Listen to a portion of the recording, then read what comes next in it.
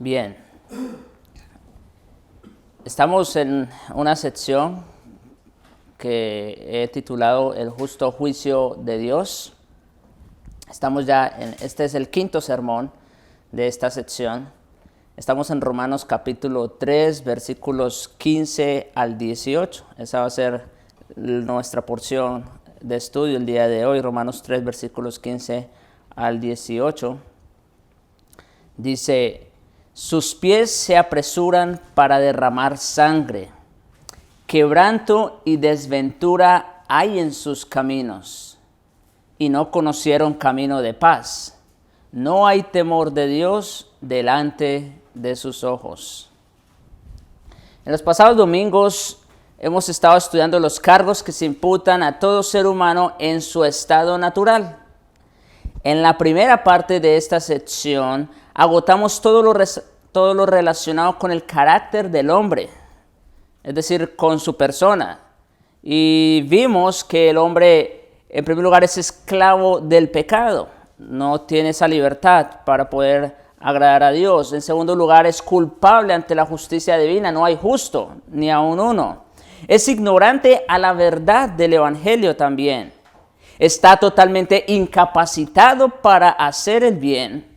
Se ha descarriado del camino. Es completamente inútil para servir a Dios y es un total depravado. Eso fue la primera parte.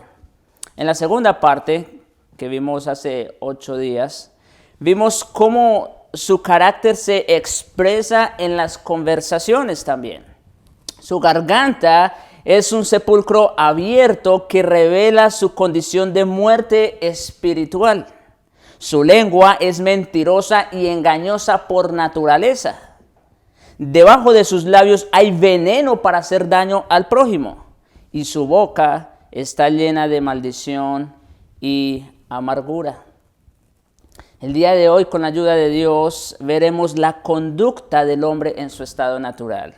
Como digo, ya hablamos del carácter, ya hablamos de sus conversaciones, hoy hablaremos de la conducta. Así como el carácter de un hombre se expresa en sus conversaciones, también lo hace a través de la conducta. Proverbios 4:23 nos dice lo siguiente: sobre toda cosa guardada, guarda tu corazón. ¿Por qué? Porque de él mana la vida. Es decir, lo que nosotros hacemos refleja lo que somos, ¿verdad? Lo que hacemos en nuestro comportamiento, en nuestra vida, refleja lo que nosotros somos en el interior. Nuestro Señor lo expresa de una forma metafórica en el Sermón del Monte, Mateo 5, versículos 16 al 18, dice: por sus frutos los conoceréis. Ahora bien, ¿qué significan los frutos? ¿A qué se refiere? Bueno, se refiere precisamente a la conducta del hombre. Por sus frutos los conoceréis. ¿Acaso se recogen uvas de los espinos o higos de los abrojos? Así, todo buen árbol, ahora, ¿el árbol qué es? Bueno, el árbol es precisamente la vida de la persona, el interior, el corazón del hombre. Así, todo buen árbol da buenos frutos o buena conducta, pero el árbol malo o el corazón malo da frutos malos o una conducta mala. No puede, y esto es una negación, no puede el buen árbol dar malos frutos, ni el árbol malo dar buenos frutos. Entonces, ¿qué es lo que estamos viendo aquí? Bueno, precisamente eso, que lo que hay en el interior del hombre, en su ser, se refleja a través de actos, a través de la conducta. Y eso es lo que vamos a ver. Entonces, vamos a entrar a la 12ª acusación de todo este gran juicio en el que nos encontramos.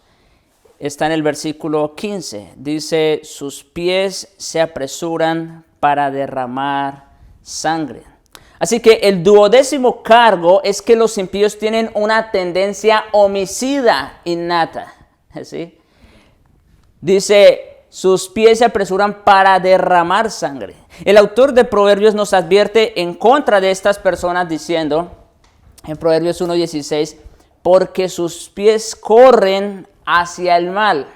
Ahora, es interesante, Por supuesto, Pablo está trayendo textos de diferentes lugares, lo dijimos alguna vez, ¿verdad? Está atando perlas, está recogiendo información de diferentes lugares de las Escrituras, y este es uno de ellos. Hace uso de la misma palabra. Pablo dice, sus pies se apresuran.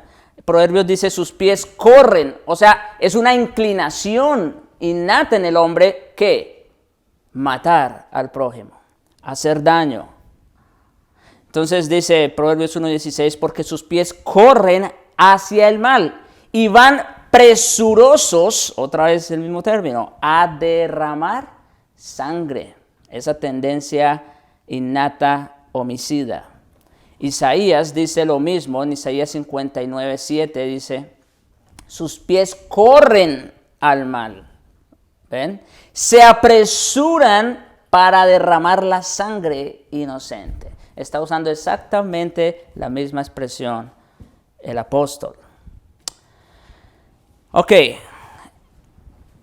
aquí solamente quiero traer algo de información relacionado con esto, porque estamos hablando de que todos los hombres por naturaleza son homicidas, ¿no? O tienen esa inclinación innata.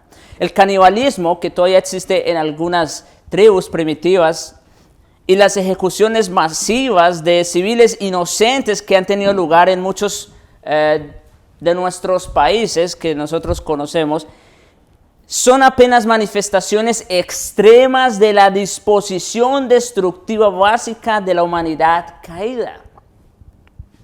¿Verdad? Hay quienes pudieran decir, bueno, pero esas tribus aborígenes, caníbales, que no tienen ningún conocimiento, ¿no es cierto? ¿Qué conocimiento puede tener un grupo étnico como esos? No les ha llegado el Evangelio. Sin embargo, no quedan exentos de estos cargos. ¿Sí se dan cuenta? Ellos, por naturaleza, tienen esa inclinación ¿a qué? A quitar la vida de los demás, a destruir al prójimo. El evangelista escocés del siglo XIX, Robert Haldane, escribió lo siguiente: los animales más salvajes, escuchen, no destruyen a tantos miembros de sus propias especies para aplacar su hambre, como el hombre destruye a sus semejantes para saciar su ambición, su venganza y su avaricia. Wow. Creo que esta afirmación recoge básicamente lo que es el ser humano. ¿No les parece? Es interesante lo que él dice. Ustedes nunca verán, o es muy raro ver a dos animales de la misma especie que se maten entre ellos mismos para comer, ¿no?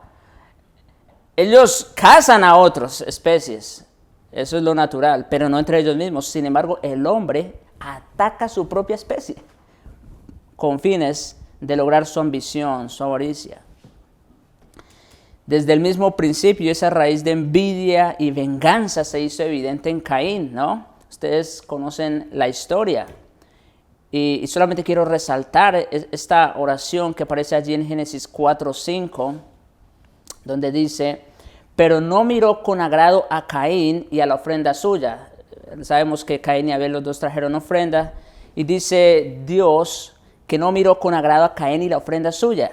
Ahora, ¿cuál fue el resultado de eso? De que la ofrenda de Caín no agradara a Dios. Mire lo que sigue. Y se ensañó Caín en gran manera, y escuchen, y decayó su semblante. Ahora, esas son las palabras que me interesan. Decayó su semblante. No quiere decir allí que se puso triste, ¿no? Decayó su semblante, es eso, que le entró un deseo ardiente de venganza. Eso es decaer su semblante. Y lo sabemos por la conversación que sigue con Dios, ¿no es cierto? Porque Dios le dice, bueno, verá, el pecado está a la puerta, con todo a ti será tu deseo y tú te enseñorearás de él. Así que ese decaer, ese semblante decaído, se refiere precisamente a esa sed de venganza que tenía Caín. Incluso en los Estados Unidos, con toda su tradición cristiana, desde principios del siglo XX, fueron inmolados el doble de sus ciudadanos en actos privados de homicidio de los que murieron en todas las guerras de su historia como nación. ¿Sí? Es decir, fueron más los muertos por homicidio, por criminales, que todos los muertos que han muerto a lo largo de la historia en Estados Unidos, en las guerras históricas. Esa es una cifra bastante alarmante, ¿no les parece? Según el investigador Arnold Barnett del Instituto de Tecnología de Massachusetts, dice, un niño que nace hoy en cualquiera de las ciudades más grandes de los Estados Unidos tiene un riesgo de 1 entre 50 de morir asesinado. Es decir, de todos los niños que nacen, en promedio, se espera que 1 entre 50 vaya a morir asesinado. Eso ya viene así. Se dice que un niño tiene mayor probabilidad de ser asesinado de la que un soldado norteamericano tenía en la Segunda Guerra Mundial de ser muerto en un combate. Así de crítica es la situación del homicidio. Cada minuto, escuchen, como digo, esto es solo información que se acuña al tema que estamos trayendo. Cada minuto mueren en promedio 110 personas en todo el mundo. ¿Sí? En un minuto. Al terminar este mensaje, que les estoy trayendo ahorita, aproximadamente habrán muerto 6.600 personas en todo el mundo. ¿Sí? O sea, a lo largo de este sermón, 6.600 personas habrán muerto. Por supuesto, no todos han sido asesinados, pero sí un alto porcentaje.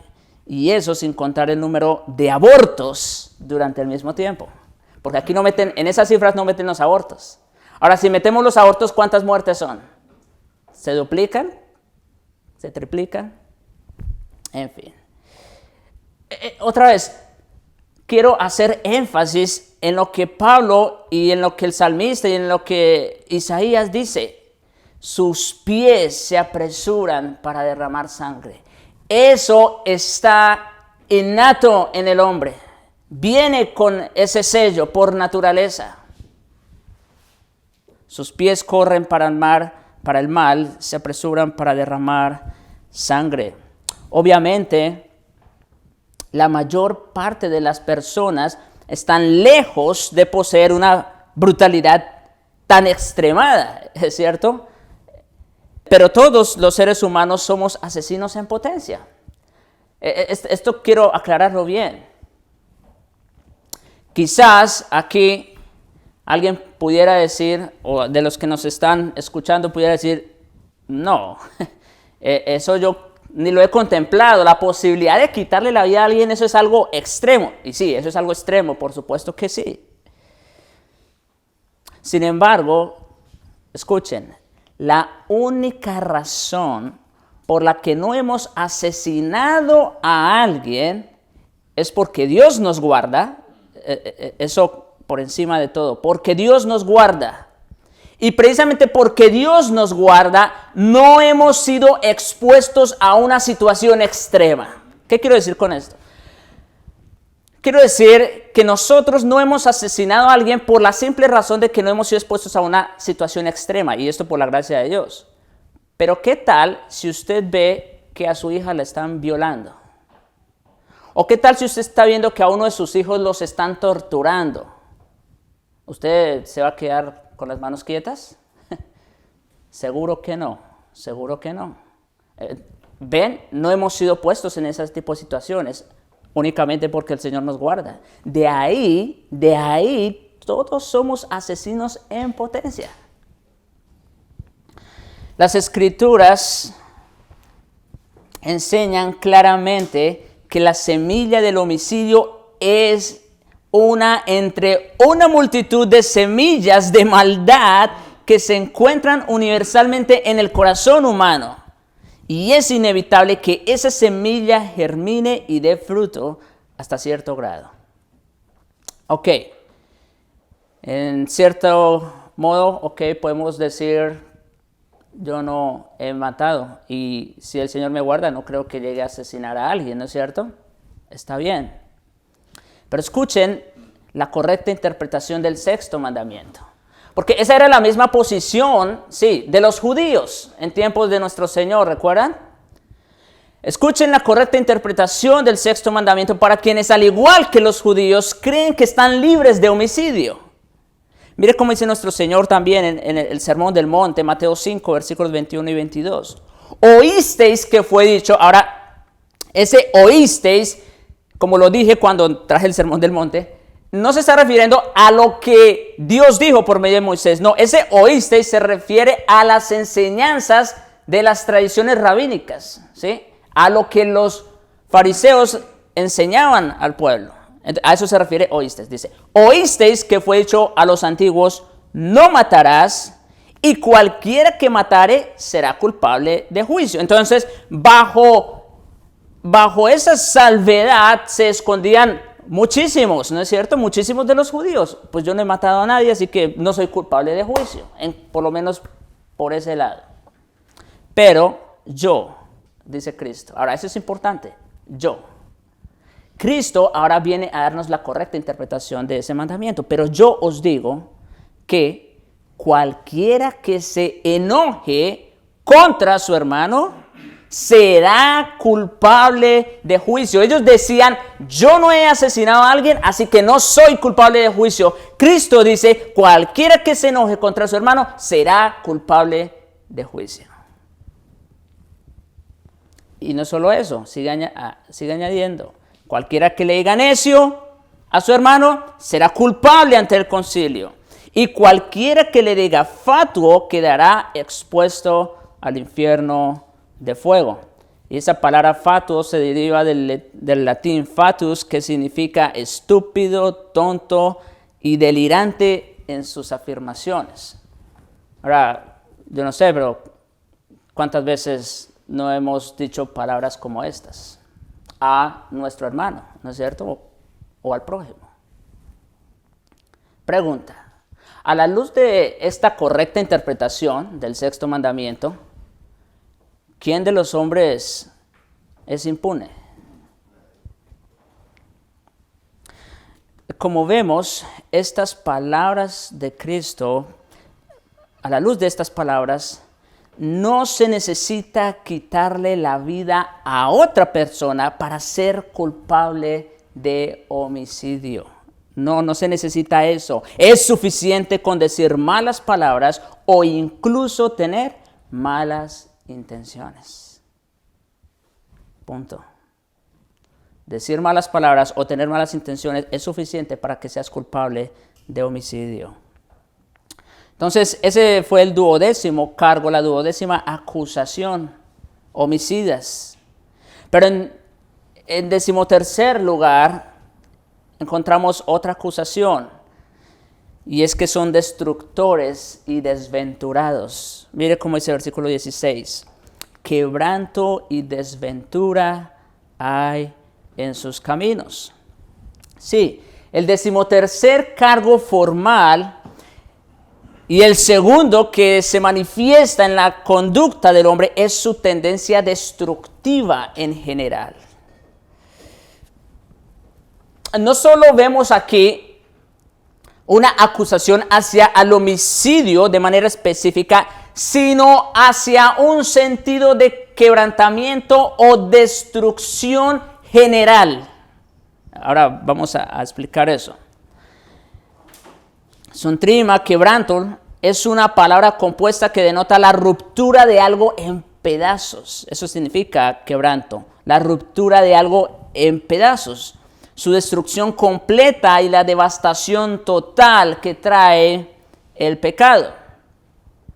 Como afirma el profeta en Isaías 59:7, esta es la cita que seguramente Pablo está trayendo aquí, donde dice, destrucción y quebrantamiento hay en sus caminos. Destrucción y quebrantamiento. Otra vez, esa es la disposición natural del corazón del hombre, destructivo. Destrucción y quebrantamiento. La manifestación del quebranto y la destrucción arbitraria se están volviendo cada vez más evidentes en muchos niveles de la sociedad moderna. Las víctimas de ellos resultan robadas, violadas y después golpeadas o asesinadas por ninguna razón aparte de la brutalidad sin sentido. Ahora, estoy llevándolo obviamente a casos extremos de el quebrantamiento, ¿no? De la destrucción, cómo el hombre es capaz de destruir a sus semejantes.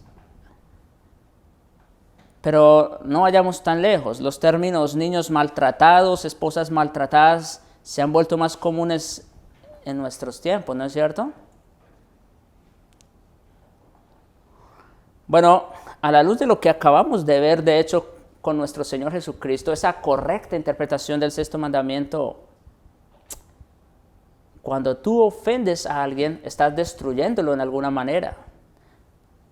Hay personas que dicen, eso que me dijo tal persona me marcó, ¿no es cierto? Me marcó, es decir, lo afectó en una manera negativa. ¿Qué es eso? Pues es destrucción. Para destruir a una persona no solamente se necesita agredirla físicamente, quizás sea emocionalmente. Hay divisiones especiales en muchos departamentos de policía y agencias de servicio social dedicados exclusivamente a tratar con delitos y víctimas relacionadas con diferentes clases de abuso. Así que esa es una disposición natural en el corazón del hombre. Quebranto, destrucción. Pero también dice desventura el texto. Dice quebranto y desventura hay en sus corazones. Ahora, la primera palabra, quebranto o destrucción, está relacionada, por supuesto, con el prójimo. Pero ahora escuchen la palabra desventura. Es un término general para denotar todo el daño que viene como resultado a causa del pecado humano. Repito, denota el daño que viene como resultado a causa del pecado humano. Se trata entonces de una miseria que siempre se manifiesta tras los actos destructivos del hombre en contra de sus semejantes.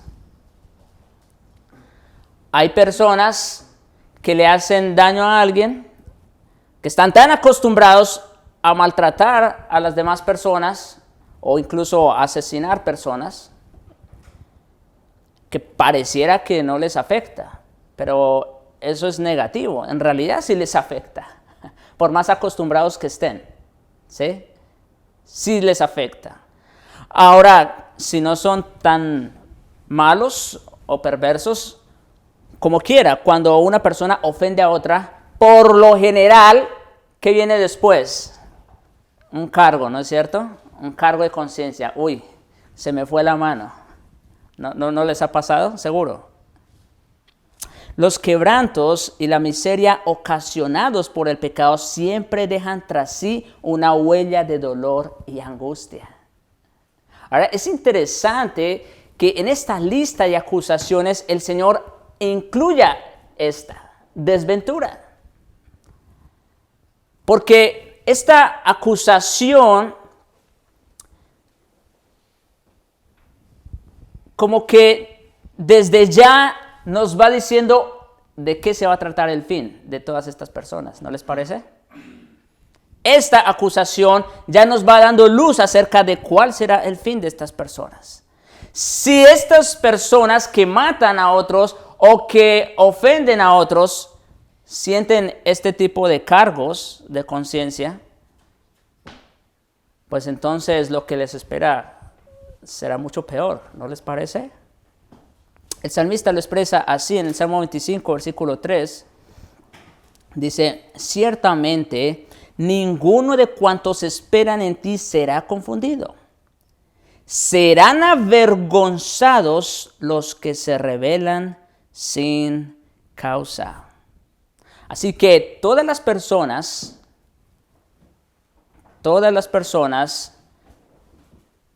tarde que temprano, serán avergonzados. ¿Avergonzados por qué? Pues precisamente por toda esa lista de acusaciones que ya hemos visto hasta este momento. Serán avergonzados, serán puestos en evidencia. Y eso, hermanos, es lo opuesto a ser bienaventurados. ¿Sí? Por eso el prefijo desventurados. ¿Sí? Ese es el fin que les espera a todas estas personas que está describiendo el apóstol aquí. Desventura, lo opuesto a ser bienaventurado. Miremos rápidamente algunos textos en Job, por lo menos. Job 21, versículo 17 dice: «Oh, cuántas veces la lámpara de los impíos es apagada, y viene sobre ellos su quebranto». Y sigue diciendo: «Y Dios en su ira les reparte dolores». Ahora, esos son solo anticipos, insisto. Versículo 20 de Job 21. «Verán sus ojos quebranto, y beberá de la ira del Todopoderoso». Eso es desventura, ¿no es cierto? Más adelante, el autor de los Proverbios nos apercibe de esa terrible realidad. Proverbios 16, 18. «Antes del quebrantamiento es la soberbia, y antes de la caída, la altivez de espíritu». Es decir, todas estas personas que en su soberbia, en su altivez, en su arrogancia, piensan que ellos logran con creces todo lo que se proponen. ¿Qué viene después de eso? Caída, quebrantamiento, desventura. Capítulo 18 y versículo 7 de Proverbios. «La boca del necio es quebrantamiento para sí». Ahora es interesante que la misma palabra que Pablo usó y que el Proverbios también usa para hacerle daño a otra persona, quebrantamiento, ahora Proverbios la está usando aquí, pero en un sentido hacia sí mismo, ¿no es cierto? Dice: «La boca del necio es quebrantamiento para sí». O sea, cuando una persona ofende a otra, maltrata a otra, en realidad ese quebrantamiento termina cayendo ¿sobre quién? Sobre sí. Ese es el punto. Yo creo que algunos han escuchado alguna vez aquí, cuando alguien está maltratando a alguien y la persona ofendida dice, bueno, quizás no se lo dice de frente, ¿verdad? Para no enojarlo más, pero dentro de sí, o se lo dice a alguien más, dice, bueno, todo eso que me dice, ¿verdad? Se lo devuelvo. Yo creo que han escuchado alguna vez eso. Y en parte, aunque obviamente, ¿verdad? No debiera ser así, pero tienen razón, aunque ellos no saben, pero tienen razón. Todo ese maltrato que está saliendo de su boca, en realidad, sí, vuelve para él. Isaías, el profeta, advierte lo siguiente. Vendrá, capítulo 47, versículo 11, vendrá pues sobre ti mal, cuyo nacimiento no sabrás, caerá sobre ti quebrantamiento otra vez, el cual no podrás remediar, y destrucción que no sepas vendrá de repente sobre ti. Ese es el fin de todos aquellos que quebrantan al prójimo, que en lugar de amar, de ayudar, de servir, quebrantan, destruyen al prójimo.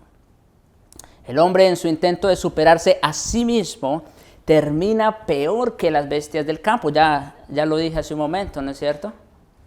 Pero es verdad. ¿Por qué tantos divorcios? Pregunta. Eso no debería ser algo normal, los divorcios. ¿Pero por qué tantos? ¿Por qué tantas enfermedades? Muchas, la gran mayoría de las enfermedades, incluido el COVID-19, muchas son provocadas por el mismo hombre, por el mismo pecado del hombre. ¿Verdad? Ahora, las enfermedades venéreas con mayor razón. ¿por qué tantos abortos? Eso no debiera ser algo normal. ¿Por qué tantos suicidios? Es increíble que personas que han tenido todo en la vida, que parecieran ser completos, llenos, satisfechos, ¿no es cierto? Que tienen abundancia de bienes, tienen a las mujeres que quieren, tienen todo, entre comillas, en la vida. Y sin embargo terminan quitándose la vida ellos mismos. ¿Y por qué? Pues es lo que está diciendo otra vez el apóstol. Quebranto y desventura hay en sus caminos. El salmista lo pone en estos términos. Bueno, él lo experimentó luego de que entró en razón. Salmo 73, versículo 22. Tan torpe era yo. Y precisamente Asaf lo está diciendo en el contexto, ¿no? Como él veía que los malos prosperaban, que les iba bien sus negocios, no padecían ninguna enfermedad, morían de viejos, llenos de días. Parecía que todo les iba bien, ¿no es cierto? Y él empezó a quejarse de todas esas cosas. Y mire lo que dice: tan torpe era yo que no entendía. Era como una bestia delante de ti. En términos del apóstol, Gálatas capítulo 6, versículo 8, escuchen. De aquí viene el dicho popular ese, ¿no? Todo lo que el hombre sembrare, eso cosechará, ¿verdad? Dice el apóstol allí: porque el que siembra para su carne, escuchen, de la carne segará ¿qué? Corrupción. Ahora, ¿qué implica corrupción? Todo lo que se corrompe, ¿qué pasa o qué ocurre? Pues fácil, se echa a perder, ¿no es cierto? Eso es todo lo que pasa con lo corrupto. El que siembra para su carne, de la carne segará corrupción, muerte. Mas el que siembra para el espíritu, del espíritu segará vida eterna. Así como existe en ellos, en estas personas, en el hombre natural, ese principio destructor hacia terceros, también acarrean su propia destrucción al hacerlo. Ellos mismos serán quebrantados por su maldad. No hay de otra. El que siembra de la carne, o para la carne, de la carne segará corrupción y muerte. La única manera, hermanos, de librarnos de dicho quebranto es sembrando para el espíritu de vida. Ok, ya hemos visto dos acusaciones el día de hoy: homicidas y destructores y desventurados. Vamos a una acusación más, versículo 17. Dice: y no conocieron camino de paz. No conocieron camino de paz. El 14º de los cargos contenidos en la acusación formal que Pablo hace del hombre condenado se relaciona con su falta absoluta de paz. Esto también es importante.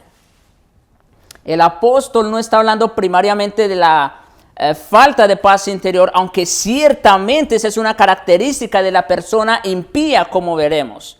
Pero también está hablando de la inclinación esencial del hombre para alejarse de la paz. Esa es una inclinación natural. No conocieron camino de paz. El hombre por naturaleza tiende a alejarse de la paz y a meterse en problemas. En este sentido, el cargo se complementa con el anterior. Escuchen otra vez al profeta en Isaías 59, versículo 8. No conocieron camino de paz. Ahí está, esta afirmación. Pero mire lo que sigue. Ni hay justicia en sus caminos. Sus veredas son torcidas. Cualquiera que por ellas fuere, no conocerán paz. Ahora, aquí hay que hacer una conexión muy importante, o no hay que hacerla, ya está en el texto. Y es la siguiente. Donde no hay justicia, no puede haber paz. Es fácil esa declaración. Donde no hay justicia, no puede haber paz. Muchos gobernantes buscan la paz, ¿no es cierto? El problema es que en nuestros países no puede haber paz mientras haya corrupción. ¿Sí? Y la corrupción por lo general empieza pues por los mismos mandatarios. Así que mientras haya esa corrupción o esa injusticia, ¿qué va a pasar? No va a haber paz. Estamos hablando en un sentido amplio, general, ¿verdad? Porque dice el texto, no conocieron camino de paz. Y eso es lo que estamos diciendo. Donde no hay justicia no puede haber paz. Y escuchen, y dado que no hay justo ni aun uno, ningún hombre por sí mismo puede encontrar el camino de la paz.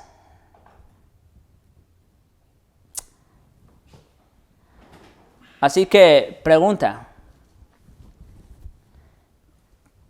¿Quién o qué hombre por sí mismo va a encontrar la paz?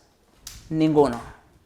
¿Por qué? Por el simple hecho de que no hay justo ni aun uno. Y donde no hay justicia, no puede haber paz. La paz nunca ha sido motivo mayor de exaltación que en nuestro tiempo. Por lo mismo que les estaba diciendo, tiempos tan difíciles. Sin embargo, como en el tiempo de Jeremías, muchos líderes modernos estaban tratando de sanar el quebranto de sus pueblos, exclamando superfluamente paz, paz. ¿Recuerdan ustedes, no? En Jeremías, ese libro también es interesante. Cómo los gobernantes de la nación de Dios decían al pueblo paz, tranquilidad. No hay nada, no hay ningún problema, todo está bien. Cuando obviamente, dice Jeremías 6:14, curan la herida de mi pueblo con liviandad.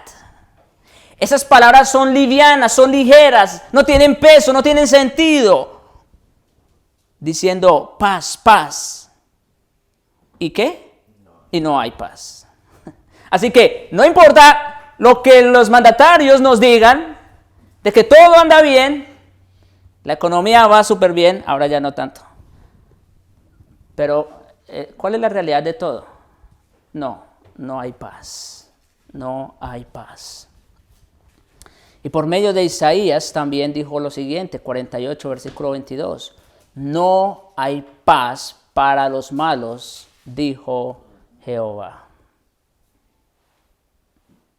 Ahora, yo sé que la pregunta casi sale sobrando, pero tenemos que hacerla otra vez.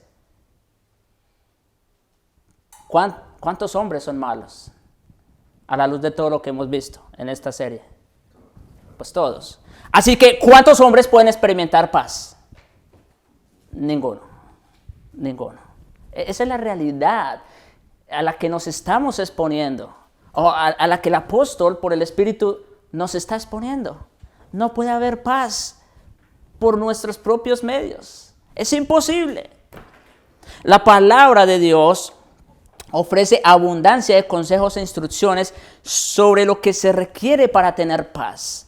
Y los individuos y las sociedades han tomado la decisión de seguir, la decisión de seguir su guía, han experimentado tiempos de relativa paz, como por ejemplo Inglaterra, siglos XVII, XVIII, Estados Unidos, ¿verdad? En su colonización y en sus inicios. Los países que han tratado de seguir esa norma, esa guía, han experimentado tiempos de relativa paz. Pero como la realidad es que la gran mayoría no, pues por eso sufrimos. Las Escrituras aclaran que la paz nunca será predominante en la sociedad humana mientras estemos en esta tierra. Ese es el principio. La paz nunca será predominante en la sociedad humana mientras estemos en esta vida. Así que, otra vez, vamos a tener que vivir en esa situación. Pero no va a ser por siempre, hermanos. No va a ser por siempre, sino hasta que el príncipe de paz gobierne poderosamente en los corazones. Y es por eso que ahora los creyentes, a pesar de todo el conflicto que se vive alrededor de la mentira, el engaño, la corrupción, eso sí, pero ya podemos experimentar algo de paz, ¿no es cierto? Ahora sí, como dice Cristo, mi paz os dejo, mi paz os doy. ¿Está hablando a quiénes? ¿A todos los hombres? No, únicamente a sus discípulos. Mi paz. Ahora, y es interesante eso, porque luego hace el contraste, no la que el mundo da, ¿no es cierto? Mi paz. Ahora, esto es así porque como dice Pablo también en Romanos 8:7, por cuanto los designios de la carne, escuchen, son enemistad contra Dios. Ahora, esta oración es sumamente importante. Noten, los designios de la carne, los pensamientos del corazón, no solo son enemigos de Dios, son la enemistad misma contra Dios. Esos son los designios de la carne. No solo son enemigos, son la enemistad misma contra Dios. Yo quiero hacer claro ese énfasis, porque esa es la situación de todo hombre en su estado natural. Se constituye enemigo de Dios, ¿por qué? Porque dentro de él está la raíz de la enemistad en sí mismo. Y mientras esa sea la realidad del hombre, no puede haber paz verdadera. Ese fue nuestro tercer cargo el día de hoy. Ya hemos hablado de que todos son homicidas, son destructores y desventurados, y además de que todos son rebeldes sin causa, no conocieron camino de paz. Y en último lugar, el último cargo que veremos el día de hoy está en el versículo 18. No hay temor de Dios delante de sus ojos. No hay temor de Dios. Es decir, son impíos. Impíos. Aquí este es un cargo, pero no solamente es un cargo que se imputa sobre toda persona, sino que además está exponiendo el motivo, la razón de por qué todas las personas están bajo el pecado, bajo esa situación que hemos estado exponiendo. Y el motivo de la pecaminosidad del hombre es su impiedad inherente. Todas las personas son impías por naturaleza, son impías. ¿Es lo opuesto a qué? Pues a la piedad. Eso significa impío.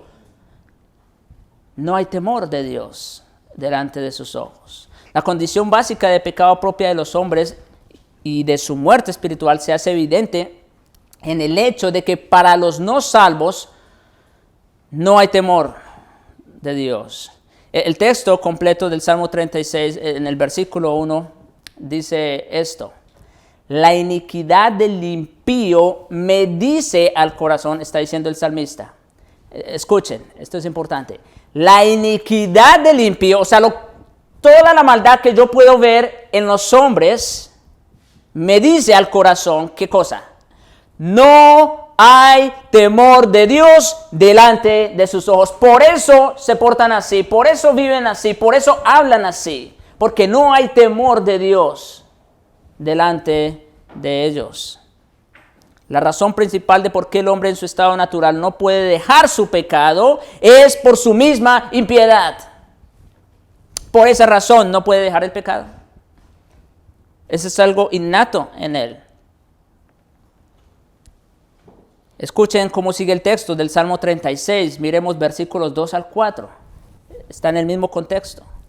Dice, se lisonjea, es decir, se autoadula, ¿verdad? Se lisonjea, por tanto, en sus propios ojos, de que su iniquidad no será hallada y aborrecida.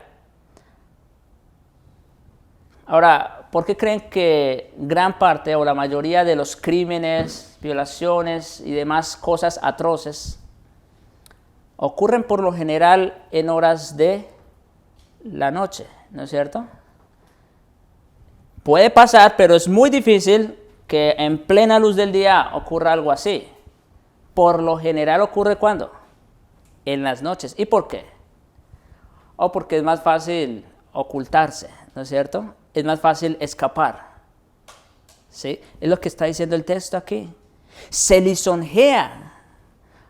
Es decir, se cree mucho de que su iniquidad no será hallada y aborrecida. ¿Cuánta maldad hay en el corazón del hombre, no? Las palabras, sigue diciendo versículo 3, las palabras de su boca son iniquidad y fraude, engaño, ¿no? Mentira. Ha dejado de ser cuerdo. Dice el necio en su corazón, lo vimos en el Salmo 14 y el Salmo 53. Dice el necio en su corazón, no hay Dios. ¿Qué es esto? Han dejado de ser cuerdos. Han perdido la razón por completo, es lo que está diciendo. Y de hacer el bien, por supuesto. Si han perdido la cordura, imagínense. Versículo 4. Medita maldad sobre su cama. ¿Sí? Así que en horas de la noche no solo se cometen los crímenes, las violaciones y demás, sino que en horas de la noche por lo general es cuando también se maquina. Interesante, yo no sé el contraste que vemos aquí, y cuando uno mira o va a las escrituras, uno también ve el contraste entre la luz y las tinieblas, ¿no es cierto? Cristo hace el contraste. En fin, sigue diciendo aquí, medita maldad sobre su cama, está en camino no bueno, el mal, ahora aquí está la raíz de por qué hace todo lo que hace. Esa última frasecita, el mal no aborrece. Esa última frase es sinónimo de lo que Pablo dijo arriba, no hay temor de Dios. Es lo mismo. El mal no aborrece. Es decir, en resumidas cuentas, el hombre por naturaleza aborrece el bien porque ama su pecado. ¿Sí? Ese podría ser el resumen de todo lo que hemos dicho hasta ahora. El hombre por naturaleza aborrece el bien porque ama su pecado. Y por eso vive como vive. Y por eso hace lo que hace. El hombre ama su pecado más que cualquier otra cosa. Un claro ejemplo de esto es la mujer de Lot. Ella salió de Sodoma porque su esposo la sacó. Pero su corazón seguía estando en aquel lugar, aun cuando veía cómo se destruía por causa de su pecado e inmoralidad. Ella salió, pero su corazón se quedó allá. ¿Verdad? Ese es el problema básico del hombre, que ama más su pecado por encima de su propia vida. Y digo esto porque literalmente muchos se quitan la vida. Aman más su pecado. Y esa es la razón de toda la impiedad y de todo el mal. Unas aplicaciones. Primero, amados hermanos, opuesto al espíritu homicida y destructor del maligno, escuchen lo que el Señor nos manda. Primera de Juan, capítulo 3, versículos 11 y 12. Que nos amemos unos a otros. Eso es lo opuesto de ser homicida, ¿no? Eso es lo opuesto de ser destructor, de maltratar a las personas. ¿Qué es lo opuesto? Que nos amemos unos a otros. Y es interesante que igual Juan, inspirado por el Espíritu, pone este contraste. Inmediatamente después que dice que nos amemos unos a otros. No como Caín. Y ya vimos lo que pasó con Caín. No como Caín, que era del maligno y mató a su propio hermano. ¿Creíamos que estábamos exentos? Bueno, no como Caín, que era del maligno y mató a su hermano. ¿Caín fue puesto en una situación extrema? Quizá. Pues lo que sabemos fue lo que dijimos hace rato, decayó su semblante, ¿no? Entró esa sed, esa envidia y ese deseo de venganza. Y por eso mató a su hermano. Y como dice aquí, ¿por qué causa le mató? Porque sus obras eran malas y las de su hermano justas. Es decir, porque Caín amaba más su pecado. Cristo dice, no quieren venir a mí para que tengan vida. ¿Y por qué? Pues cuando vienen a la luz, ¿qué pasa? Sus malas obras se ponen en evidencia. Por eso no quieren venir. Y más adelante, Juan mismo, en los versículos 14 y 15, declara lo siguiente. Nosotros sabemos que hemos pasado de muerte a vida en que amamos a los hermanos. Esa es una característica fundamental, esencial. El que no ama a su hermano, escuchen esto, porque alguien puede decir, sí, pero no es fácil amar a estos hermanos, ¿no? Son testarudos, necios, en fin, lo que sea. Escuchen, el que no ama a su hermano permanece en muerte. Es decir, ¿qué pasa? El que no ama a su hermano, ¿en qué condición está? Muerto. Espiritualmente. No hay vida en él. Así que es fuerte esto que está diciendo Juan. El que no ama a su hermano permanece en muerte. Y no solo eso, agrega versículo 15. Todo aquel que aborrece a su hermano, ¿qué dice? Es homicida. ¿Se acuerdan de las palabras del Señor? El que se enoja, el que le dice necio, que le dice fatuo. Aquí más claro no se puede. El que no ama a su hermano es homicida, punto. ¿Cuántas veces no hemos pasado por homicidas entonces? Envidia y sed de venganza, escuchen, es lo opuesto al amor y suficientes para ser culpables de homicidio. Oremos al Señor que nos dé amor por Él y por nuestros hermanos, y nos libre así de un espíritu homicida y destructor. En segundo lugar, amados hermanos, no puede haber paz sin justicia. Eso ya lo dijimos, ¿no es cierto? La única paz verdadera viene como resultado de haber recibido una justicia, porque como no hay justo, eso también ya lo sabemos, como no hay justo ni aun uno, entonces ¿qué necesitan los hombres para experimentar esa paz verdadera? Necesitan una justicia. Pero esa justicia pues solamente tiene que venir de alguien más. Nosotros no todos somos injustos. Solamente viene como resultado de haber sido justificados por la fe. Es lo que dice Pablo. Justificados pues por la fe, ¿qué? Paz. Tenemos paz. Y no solo con Dios, sino como dice Pablo, Efesios capítulo 2, versículos 13. Pero ahora en Cristo Jesús, vosotros que en otro tiempo estabais lejos, habéis sido hechos cercanos por la sangre de Cristo. Escuchen, porque Él es nuestra paz. Antes no podíamos experimentar paz, porque no éramos justos. Pero una vez recibimos la justicia en Cristo, la justicia de Cristo en nosotros, dice esto. Versículo 14, porque Él es nuestra paz, que de ambos pueblos hizo uno, derribando la pared intermedia de separación, aboliendo en su carne las enemistades, la ley de los mandamientos expresados en la ordenanza, para crear en sí mismo de los dos un solo y nuevo hombre, haciendo la paz. Es decir, el resultado de ser justificados, no solamente es que somos reconciliados con Dios, sino que también somos reconciliados con los demás. Aquello que es imposible para el hombre, no hay paz, dice Dios, ¿verdad? Para los malos. Aquello que es imposible para el hombre, Dios lo hizo seguro para todos aquellos que creen en Cristo. Para que creyendo en Él por la fe, no solo tengamos paz para con Dios, sino que tengamos paz con las demás personas.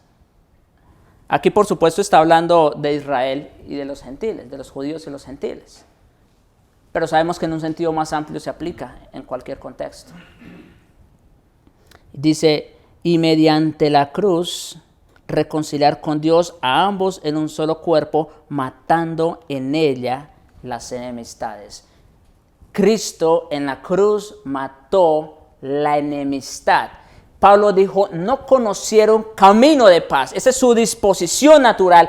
Cristo en la cruz mató la enemistad. Así que demos gracias a Dios por Jesucristo, amados hermanos.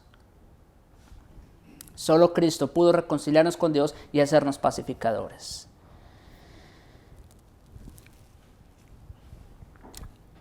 Y una última aplicación, amados hermanos. Lo ideal es que los cristianos vivieran vidas santas motivados por su amor a Dios y gratitud por su gracia.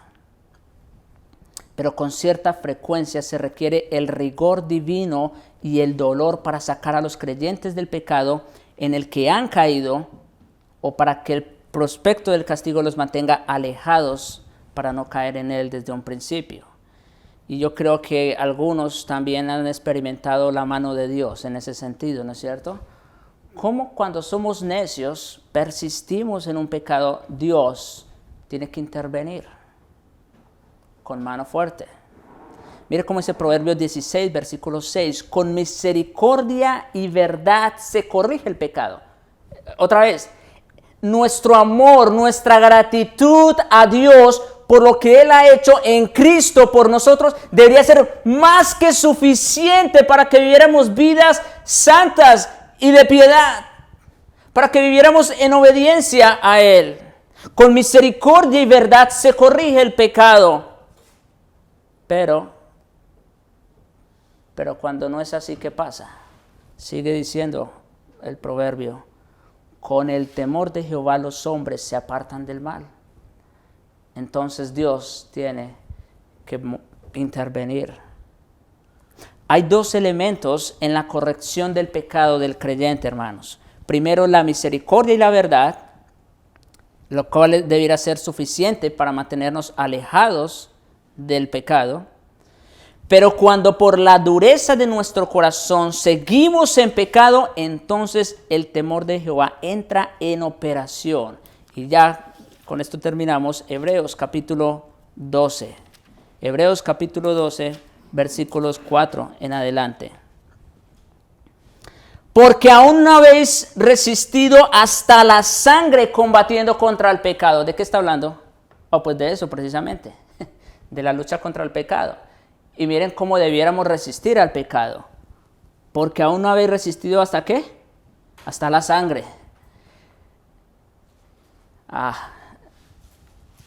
Y yo creo que aquí todos somos culpables en este sentido. No hemos resistido hasta la sangre al pecado. Somos muy dados a darle gusto a la carne, ¿no les parece? Sigue diciendo aquí. Y habéis ya olvidado la exhortación que como a hijos se os dirige diciendo, Hijo mío, no menosprecies la disciplina del Señor, ni desmayes cuando eres reprendido por Él. Es decir, otra vez, la mano del Señor. Porque el Señor al que ama disciplina y azota a todo el que recibe por hijo. Cuando somos creyentes, pero vivimos como impíos, ¿qué tiene que hacer Dios? Recogernos otra vez. Y a veces va a tener que usar el látigo para volvernos al camino. Si soportáis la disciplina, Dios os trata como a hijos. Porque ¿qué hijo es aquel quien el padre no disciplina? Si ustedes padres dejan a sus hijos hacer lo que quieran, que vivan como se les dé la gana, ¿están mostrando amor para con sus hijos? No creo, ¿verdad? Seguro que no. Sigue diciendo aquí. Porque ¿qué hijo es aquel a quien el padre no disciplina? Pero si se os deja sin disciplina, de la cual todos han sido participantes, entonces ya no sois bastardos, sino hijos. Así que cuando veas que estás sufriendo la mano del Señor, eso es bueno porque quiere decir que eres hijo y no bastardo. Y versículo 11, es verdad que ninguna disciplina al presente parece ser causa de gozo, sino de tristeza, pero después da fruto apacible de justicia a los que en ella han sido ejercitados. ¿Qué sabiduría vemos en la manera como Dios trata a sus hijos para que se alejen del pecado y se vuelvan a Él? Y un llamado al inconverso, amigo que escuchas, las pruebas mencionadas anteriormente demuestran que eres homicida, destructor, rebelde sin causa y un impío. Ahora, si esa es tu condición, no te queda otro fin que el infierno. Sin embargo, aunque ya todo parece estar decidido, el juez se levanta enérgicamente en Isaías 55, versículo 7, y dice: deje el impío su camino. Ese es el problema del corazón del hombre, la impiedad. Sí. ¿Cuál es el llamado? Deje el impío su camino y el hombre inicuo sus pensamientos, y vuélvase a Jehová, el cual tendrá de él misericordia, y al Dios nuestro, el cual es amplio en perdonar. Así que este es el llamado. Ven a Cristo para que por ello tengas paz para con Dios y con tus semejantes, para que ya no seas considerado un homicida, un destructor, sino que seas considerado un pacificador. Oremos. Padre bueno y misericordioso, bendito Señor, gracias te damos por tu palabra. Gracias, Señor, porque nos hablas con poder de tu Espíritu, llamando nuestra atención nuevamente, como veíamos ahorita. A veces tienes que hablarnos más fuerte, Señor, para que volvamos. Pero aún así, Señor, muchas veces también tienes que intervenir poderosamente, trayendo aflicción, quebranto sobre nosotros para volvernos al camino. Perdona nuestra maldad, nuestra rebelión, Señor, nuestra impiedad. Líbranos del mal, Señor, te lo rogamos.